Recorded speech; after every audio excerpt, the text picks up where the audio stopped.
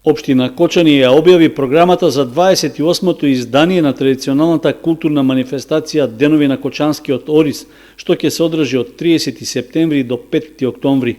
Централните настани, во кои влегуваат и посетите на делегациите од пријателските општини на Кочани, ќе се одржат на почетокот на идниот месец.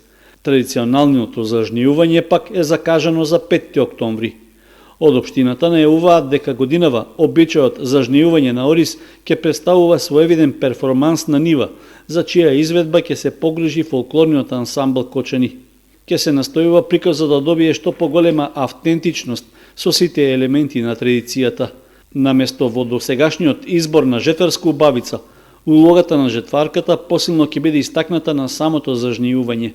Се очекува гостите од земјата и странство да присуствуваат и на дегустацијата на јадење од Орис, како и на музичко-фолклорната програма што ќе се одржи во Паркот на Револуцијата. Од музичките содржини во рамки на манифестацијата најавен е настап на групата Салса и Пунто, меѓународен состав од врвни изведувачи од Куба, кои произведуваат автентична комбинација на латино ритам и звук и секогаш имаат настапи збогатени со танцување и анимирање на публиката. На завршницата на манифестацијата на 5 октомври во Центарот за култура Бели Мугли, Девана Нардели и Огнен Здравковски со Долче Дуо ќе приредат концерт под наслов Македонски и светски евергрин мелодии.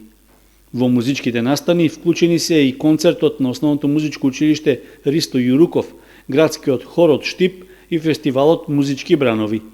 Програмата на манифестацијата опфаќа и промоција на неколку дела, меѓу кои и за фолклорното наследство во Кратовско, книга за Оризот од Зоран и Оливера Поповиќ од Република Србија, како и Балканска поетска вечер.